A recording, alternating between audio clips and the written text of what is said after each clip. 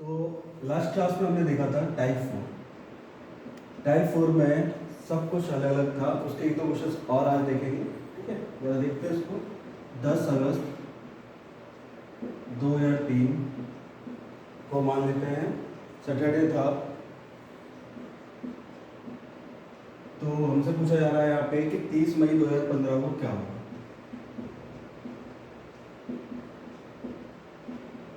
क्या हुआ हमने देखा था लास्ट क्लास में, सब चीज़ें अलग थी। कैसे निकालना सीखा था, ईयर का अलग, मंथ का अलग। और हमने देखा था कि अगर साल में हम आगे जा रहे हैं तो आगे की तरफ बढ़ते हैं और पीछे जा रहे हैं तो माइनस कर रहे थे। यहाँ पे एक और चीज़ हमें ध्यान देने वाली बात यह है कि ईयर में तो हम आगे जा रहे हैं 2003 से 2015 की तरफ, पर मंथ में हम अगस्त से मई में जा रहे हैं, यानी कि पीछे की तरफ जा रहे हैं। यहाँ आगे बढ़ रहे हैं और यहाँ पीछे बढ़ रहे हैं, तो यहाँ कैसे करना है वो देख लेते हैं। बात तरीका वही है। यहाँ सब्ट्रैक्ट करेंगे कितनी, 12 नॉर्मल ईयर आई। लीप ईयर की बात करेंगे तो पहले 4, फिर 8, फिर कौन सी आएगी 12। ठीक है, 3 लीप ईयर आई, मैंने लिख दिया। यार टोटल हुआ कितना 15, डिवाइड किया 7 का। यहाँ कितने ऑड डेज मिले हमें, ऑड डे मिला हमें 1। ठीक है, अब हम आगे की तरफ जा रहे हैं तो यहाँ में क्या करना है +1। अब मंथ में निकालना है तो हमने कहा था जो पहले महीना आता है उसको लिख लो मई, जून, फिर जुलाई, फिर हम क्या लिखेंगे यहाँ पे अगस्त। और जो यहाँ पे कितने दिन बचे हुए हैं वो लिखते हैं। अब यहाँ महीना मई 31 का होता है, 30 दिन लिखे हैं तो 1 दिन बचा तो मैंने लिख दिया। जून में कितने ऑड डेज होते हैं 2, और जुलाई में कितने होते हैं 3। अगस्त में दी हुई डेट लिखते हैं तो यहाँ 10 लिखेंगे, और 10 में कितने ऑड डेज होंगे 3। ठीक है, अब तो यहाँ पे 3, 3, 6 और 1 7, 7 का पेयर मैंने हटा दिया। तो यहाँ पे मंथ्स में कितने ऑड डेज मिले हमें। अब मंथ में हम क्या कर रहे हैं, अगस्त से मई के बारे में बात कर रहे हैं। अगस्त का दिया है, मई का पूछा है, तो यहाँ हम क्या करेंगे -2। ध्यान से देखो, जब आगे बढ़ रहे हैं तो प्लस कर रहे हैं और पीछे जा रहे हैं तो क्या कर रहे हैं माइनस। अब -2 + 1 कितना देगा, ये हमें -1 देगा। और सैटरडे में से जब -1 करेंगे तो ये हमें आंसर क्या देगा, फ्राइडे। ये क्या दे रहा है, फ्राइडे।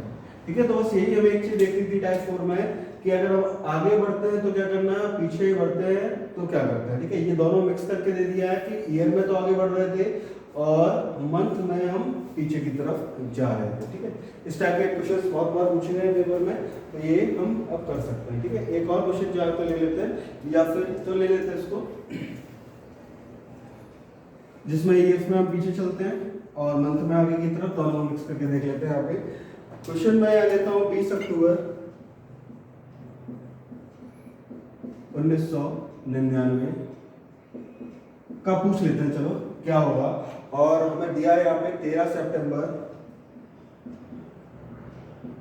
2019 को, मान लो फ्राइडे दिया हुआ है। अपने मन से ले लेते हैं डे कौन सा है, फ्राइडे। ये हमें दिया हुआ है, पूछा कब का है, अक्टूबर 1999 का। अब यह दिख रहा है हमें 2019 का दिया है और पूछा कब का जा रहा है 1999 का।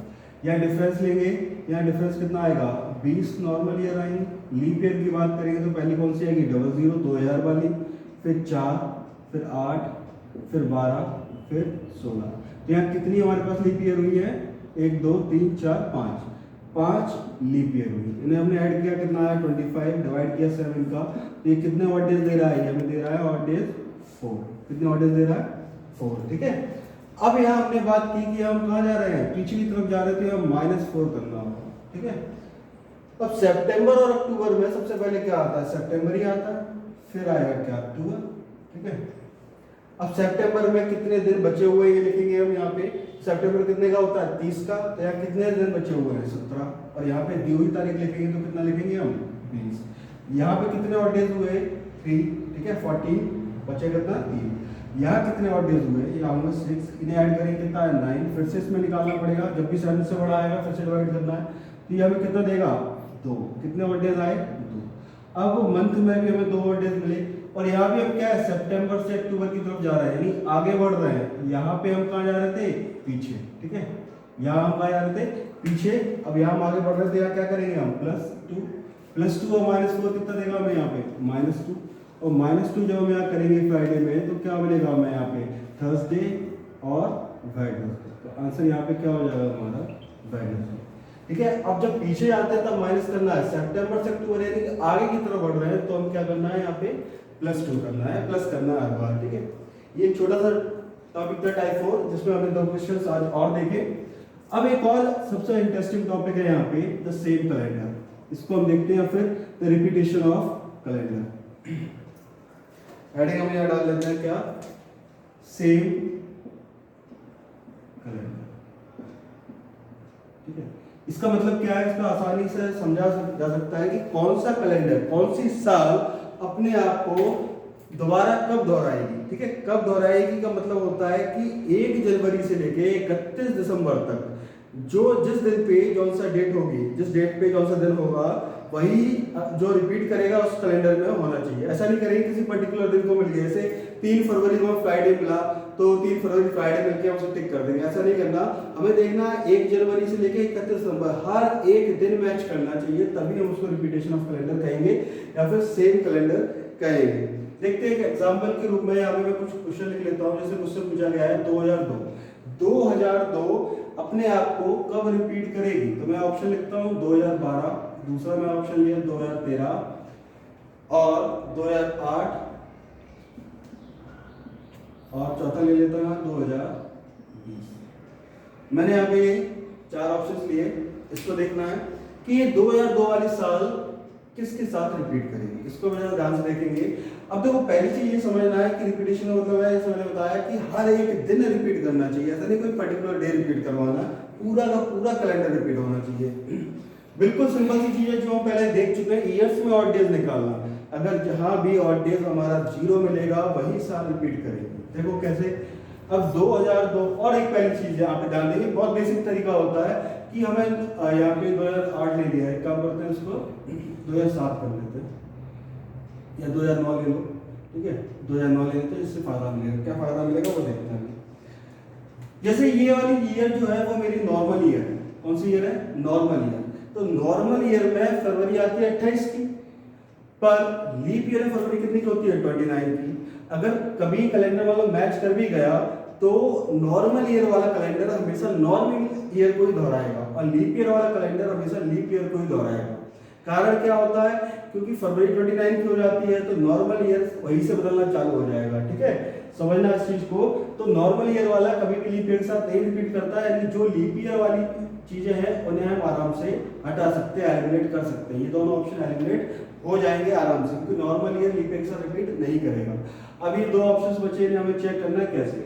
अब 13 और 12 में, 13 और 2002 में कितनी साल है, यहाँ पे 11 साल नॉर्मल ईयर होंगी, है ना। इनका डिफरेंस कितना है 11। और कितनी लीप ईयर आ रही है यहाँ पे, तो लीप ईयर पहले कौन सी आएगी 4, फिर 8, फिर 12, 3 लीप ईयर आई, मैंने ऐड कर दी 3 लीप ईयर। यहाँ पे कितना मिला 40 डिवाइड किया 7 का, कितना मिलेगा यहाँ पे 0 मिलने का मतलब है कि ये कैलेंडर रिपीट कर रहा है। तो हमारा आंसर यहाँ क्या हो जाएगा 2013। चलो 9 से हम एक बार चेक कर लेते हैं। 9 और 2 में कितने का अंतर है, 7 का अंतर है। कितने का, 7 का। मैं लिख दिया 7 नॉर्मल ईयर यहाँ पे होंगी, ठीक है। अब लीप ईयर पहले कौन सी होगी 4 और 8, 2 लीप ईयर, ठीक है। यहाँ पे कितना हुआ टोटल 9 डिवाइड बाई 7 कितना दे रहा है 2, और 2 आने से हम इस चीज को नहीं कहेंगे, जब तक कि 0 ना आए तब तक वो रिपीट नहीं करेगी। इसलिए ये ऑप्शन भी हमारा क्या हुआ, कैंसिल हो गया, ठीक है। यहाँ पे एक और एग्जांपल देख लेते हैं इसी क्वेश्चन का, इसी टाइप का, कि यहाँ दूसरा एक कोई एग्जांपल अच्छा क्वेश्चन देखते हैं। जैसे कि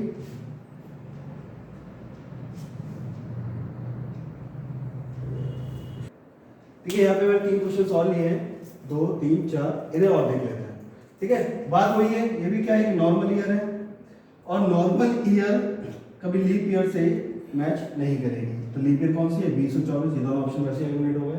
फिर वही करना है हमें कि हमें क्या करके देखना है, इनके बीच में काउंट करना है कि ऑड डेज कितने हैं। अब यहाँ देखो 25 में से 14 गए, कितने बचेंगे यहाँ पे 11 नॉर्मल ईयर। लीप ईयर कौन कौन सी होंगी, पहली होगी यहाँ पे 16 के बाद 20 के बाद 24, 3 लीप ईयर मिली हमें, ठीक है। टोटल कितना हुआ 14 डिवाइड बाई 7 कितना मिला 0 ऑड डे का मतलब क्या हुआ कि ये साल हमारी रिपीट कर सकती है, ठीक है। अगला ऑप्शन भी चेक कर लो, यहाँ पे ये वाला ऑप्शन से चेक करते हैं। यहाँ पे कितना मिलेगा 7 + 4 गए 3, 2 में से गए 13 नॉर्मल ईयर। और लीप ईयर की बात करेंगे 24 के बाद यहाँ 28 नहीं आएगी, यहाँ भी 3 ही लीप ईयर होंगी, ठीक है। तो यहाँ कितना हो जाएगा 16 और 16 में 7 का डिवाइड किया तो ये हमें कितना दे रहा है 2, ठीक है, यहाँ कितना मिला 2। तो ये लीप ईयर ए रिपीट नहीं करेगी, तो ऑप्शन क्या हो जाएगा हमारा 2025, ठीक है। अब हमने यहाँ पे एक चीज नोटिस की कि ये भी 11 साल बाद रिपीट कर रही है और ये भी कितने साल बाद रिपीट कर रही है 11 साल बाद, ठीक है। तो एक पैटर्न यहाँ बनता है कि कोई भी साधारण वर्ष जो हमेशा कब रिपीट करेगी 11 साल बाद। पर इस चीज को जरा ध्यान से देखेंगे कि एक जगह गलत हो जाता है, ये रूल कभी याद मत रखना, और उसको कैसे याद रखना वो भी बता दूंगा कि यहाँ पे 11 साल बाद रिपीट तो करती है पर हर बार नहीं। जैसे कि ये भी क्या है नॉर्मल ईयर है 2013, ये भी क्या है नॉर्मल ईयर, तो लीप ईयर वाले ऑप्शन में यहाँ भी काट देता हूँ, ठीक है। अब मैंने चेक किया 2013 11 साल वाला किसमें मिलेगा मुझे यहाँ पे 2000, देखो हाँ यही से पता चल जाएगा। अगर मैं इसमें से 11 साल ऐड करता, 11 साल ऐड करूंगा तो क्या मिलेगा 2024, है ना, और 2024 क्या है लीप ईयर, और लीप ईयर होने की वजह से ये रिपीट नहीं कर सकता, इसलिए 11 साल का जो कॉन्सेप्ट है वो यहाँ पे थोड़ा सा गलत होता है, तो इसको मैं यहीं पे पहले से ही हटा देता हूँ। अब दो ऑप्शन लेता हूँ, पहले ये वाला चेक करके दिखा देता हूँ 13 और 25 वाला। तो 25 में से 13 जाएगी तो कितना बचेगा 12, क्या होंगी नॉर्मल ईयर।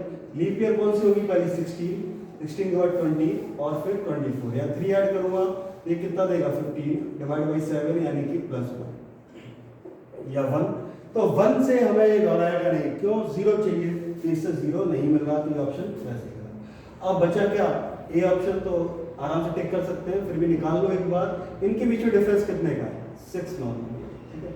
लीप ईयर कितनी आएगी, एक आएगी कौन सी 16 वाली, तो 1 लीप ईयर हम इसमें ऐड कर दी, तो ये कितना हुआ 7 बाई 7 यानी कि कितना दे रहा है 0, तो ये क्या दिया 2019, ठीक है।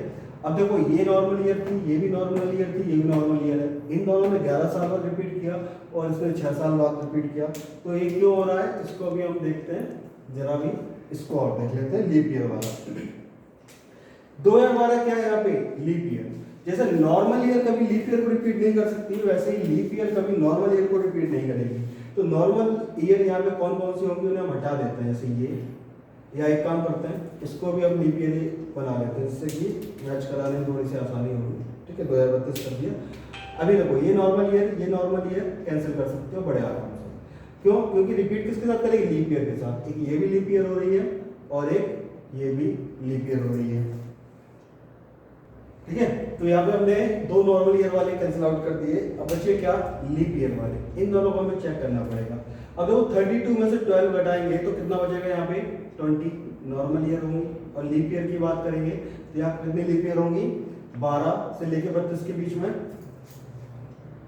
यहाँ हम लीप ईयर काउंट करते हैं, तो पहली कौन सी होगी 12, 16, 20, 24, फिर 28, और हम ये 32 वाली जो लीप ईयर है उसे हम काउंट नहीं करते। कारण क्या है, क्योंकि 2012 1 जनवरी से स्टार्ट करेंगे और 2032 से 1 जनवरी तक रखेंगे, यानी कि फरवरी यहाँ इंक्लूड नहीं होगी, इसलिए यहाँ पे काउंट नहीं कर रहे। तो कितनी है 1 2 3 4 5 मैंने ऐड की, ये कितना हुआ 25 डिवाइड किया 7 का, तो 7 की 21 कितना बचेगा 4 और डेज बचेंगे, यानी कि यहाँ पे 0 नहीं मिला हमें, और 0 ना मिलने की वजह से हम इसको क्या करेंगे आउट कर देंगे, क्योंकि ये लीप ईयर ये बार रिपीट नहीं करेगी। अब एक काम करते हैं, लास्ट ऑप्शन जो बचा है उसको भी चेक कर लेते हैं इन दोनों को। तो यहाँ में देखो कितना मिल रहा है 28 मिल रही है नॉर्मल ईयर, कितनी 28। अब यहाँ पहली लीप ईयर 12 के बाद 16, 20 के बाद 24, 28, 32, 36, बस 40 वाली के लिए लेंगे। अभी मैंने बताया था क्योंकि 1 जनवरी तक ही काउंट करना है, तो लीप ईयर तक काउंट की जाती है जब उसमें 29 फरवरी इंक्लूड हो, यहाँ इंक्लूड नहीं होगी। तो 1 2 3 4 5 6 7 प्लस 7 ऐड किया हमने यहाँ पे, ठीक है। तो 7 लीप ईयर। अब देखो यहाँ पे 7 का डिवाइड करना है, ये भी पूरा चला जाएगा, ये भी चला जाएगा, तो यहाँ कितने और डेज बच रहे हैं 0 और डेज। 0 और डेज बचने का मतलब क्या, यही साल रिपीट करेंगे, ठीक है।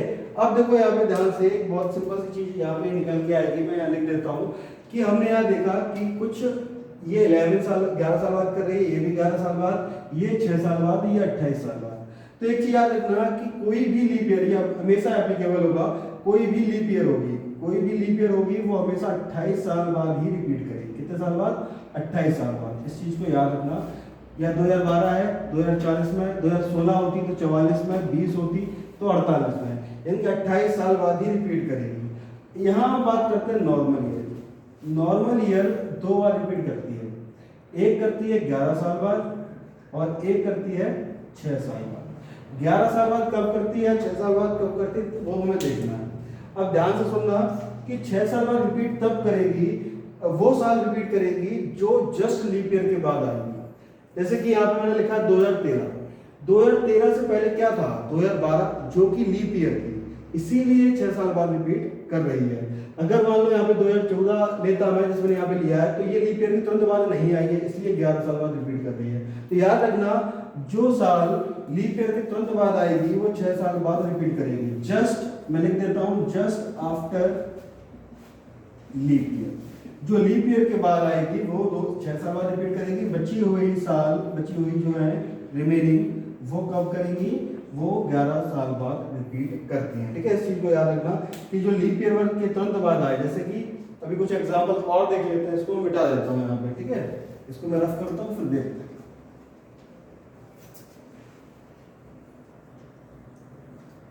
या कुछ क्वेश्चंस लिए हमने, इन्हें हमें डायरेक्ट सॉल्व करना है। ठीक है, जैसे कब कौन सा कैलेंडर रिपीट करने वाला है।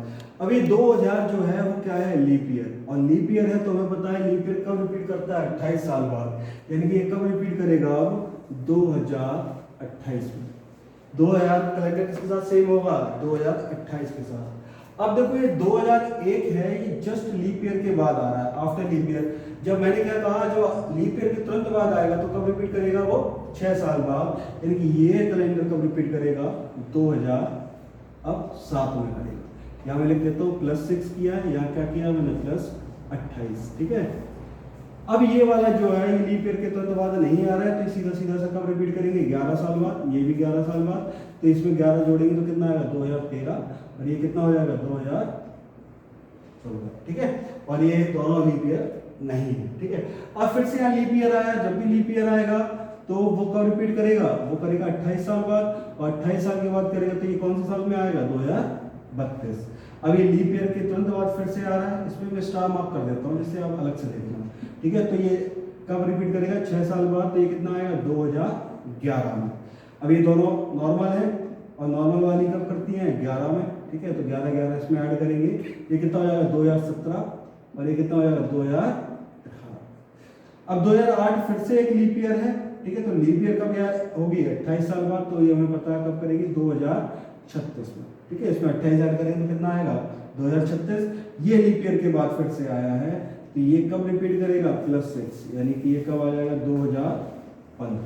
ये छोटा सा बेसिक कॉन्सेप्ट है जिसको याद रखना है। इस टेबल से, इस छोटी सी चीज से हम पूरा सेम कैलेंडर वाला टॉपिक कंप्लीट कर सकते हैं कि लीप ईयर 28 साल बाद, नॉर्मल ईयर 11 साल। अगर ये भूल भी जाते हो तो हमें पता है क्या करना है, ईयर्स में ऑड डेज काउंट कर लो, ईयर्स में ऑड डेज निकाल लिए।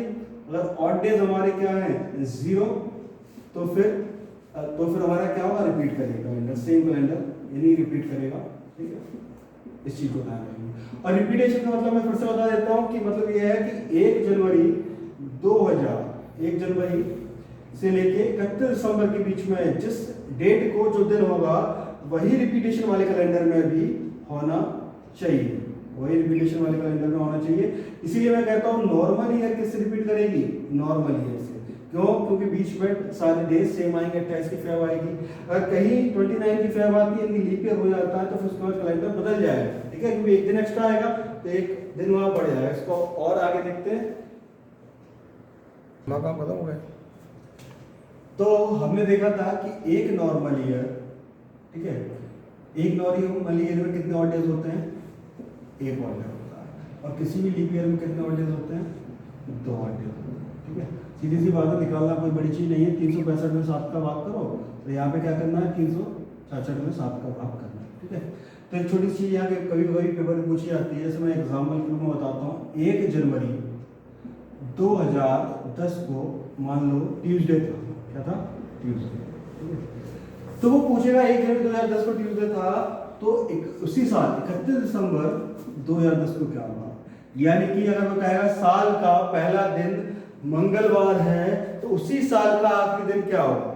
तो याद रखना कि अगर कोई साल नॉर्मल ईयर है, तो ये 2010 क्या है, यहाँ पे ये नॉर्मल ईयर है, और नॉर्मल ईयर में ऑड डेज कितने होते हैं, 1। ये पूरी साल कंप्लीट होने पे, यानी कि याद रखना कि पहला दिन और आखिरी दिन किसी भी नॉर्मल ईयर में सेम होता है। क्या होता है, सेम। कैसा रहेगा, सेम रहेगा। अगर बात करते हैं यहाँ पे 1 जनवरी 2011 की, ठीक है, 1 जनवरी 2011। यहाँ पे 10 के बाद क्या आएगी 2011। अब देखो 31 दिसंबर को ट्यूसडे है, तो 1 जनवरी को सीधी सी बात है क्या होना है, वेडनेसडे होगा, वेडनेसडे। और यही हमें क्या दे रहा है, ये ऑड डे, +1 ऑड डे, ठीक है। ये हमें पता है नॉर्मल ईयर में कितना ऑड डे होता है, 1, यही 1 है, ठीक है। तो पहला और आखिरी दिन सेम होता है, अगले साल का एक दिन बढ़ जाएगा वेडनेसडे। ये कब की बात की हमने, ये नॉर्मल ईयर की बात की, ठीक है। ऐसे ही हम बात करेंगे अभी लीप ईयर, जरा ध्यान से देखेंगे लीप ईयर में। मान लो 1 जनवरी 2012 को वेडनेसडे था, वेडनेसडे। अब क्वेश्चन यहाँ पे कैसा फ्रेम होता है वो सुन लो। वो कहेगा कि किसी भी अधिवर्ष में या लीप ईयर में साल का पहला दिन बुधवार है, तो साल का आखिरी दिन क्या होगा, साल का आखिरी दिन ये पूछेगा। तो याद रखना कि लीप ईयर में एक दिन बढ़ जाता है, कितना बढ़ जाता है, एक दिन। वेडनेसडे है तो यहाँ क्या हो जाएगा, फिर यहाँ पे थर्सडे हो जाएगा।